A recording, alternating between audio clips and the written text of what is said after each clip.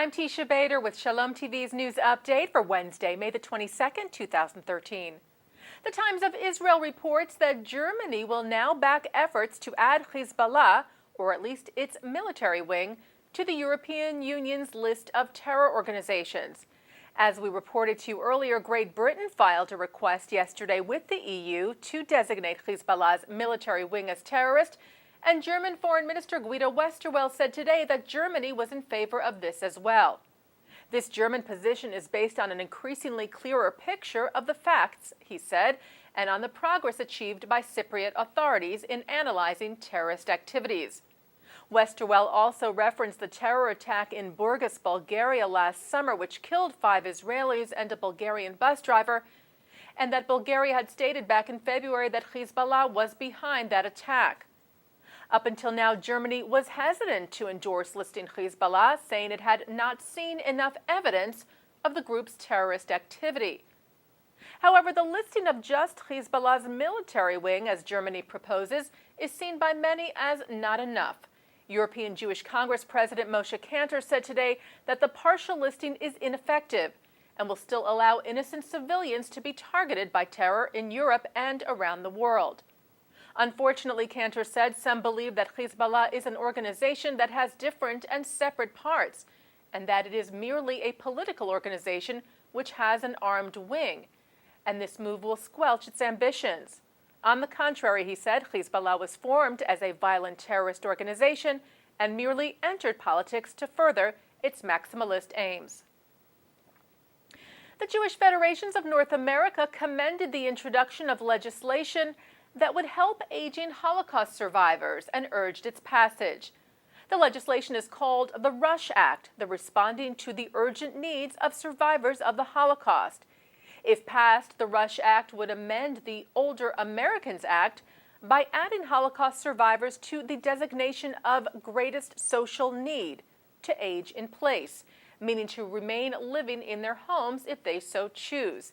It would enable survivors to receive such services as meals, transportation, case management, and caregiver support at home.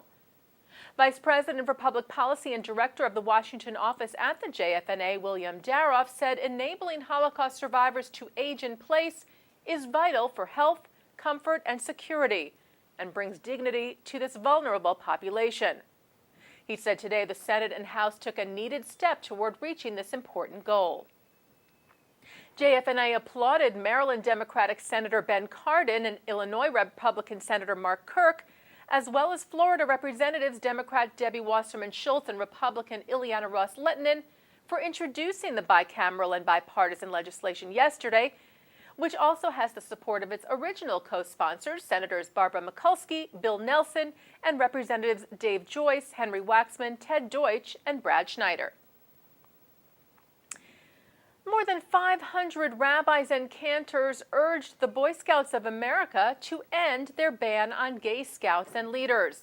The letter, coordinated by the Religious Action Center for Reform Judaism and representing rabbis and cantors of 3 denominations and 46 states, was sent last night.